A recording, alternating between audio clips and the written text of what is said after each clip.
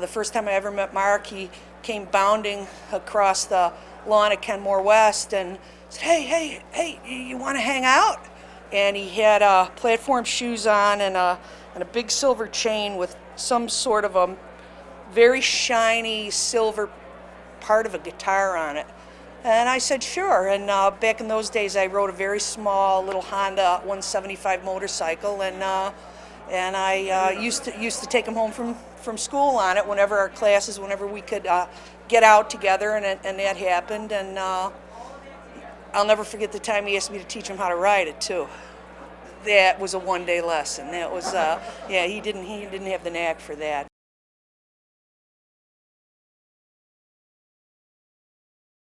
Mark and I and Paul Spakowski, and I really can't recall who else was in the car, but I'm sure all seats were full. Probably Jack Nadalinsky, and we got up to Toronto and hit Yonge Street, and it was bumper to bumper, and we were just all, talking. Everybody was motor mouth, especially Mark, and we got to a red light, and a big blue limousine pulled up right next to us, and Mark said, wouldn't that be so cool if that was Bowie's limo? And we looked, and everybody rolled down the window, and this window rolled down from the blue limo, and it was Bowie. And he just looked out the window, and he waved at us. And the light turned, and the windows went up, and everybody in the car was going nuts. I thought the roof was going to come off. It was a moment. It was a moment that you couldn't have planned. It was one of those meant-to-be things.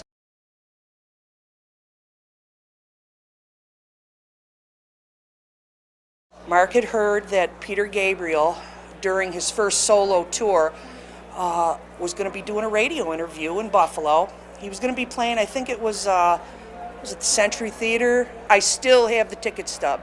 And Mark called me during the day, and he said, Mary, he's going, could you get your mom's car? And I said, yeah. He goes, Peter Gabriel's doing a radio interview, and we could go down, we could wait outside the building, and maybe we'll get to meet him. So I said, okay, I'll come pick you up. So I went and picked Mark up. Were you there? Yeah. Marty McGee? I filmed it. Okay, refresh my memory. But the guy just said, look, I know why you're here. Just be patient. Peter will be down when he's done, and you'll get to see him. And it was just Mark, myself, Marty, and it was us. It was raining a little bit outside, and we were patient. Somebody brought him down. We followed him out the door. He walked right to his car. It was raining, and we were following him. He got in the car, and he talked a little bit.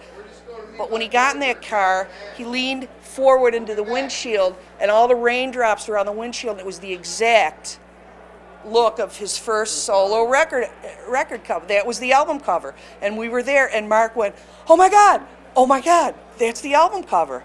We just saw the album cover in living in front of us, and those were the moments that Mark so appreciated. I was just thrilled to see Peter Gabriel and everything, but Mark was he was just going nuts about seeing that album cover live in front of his eyes.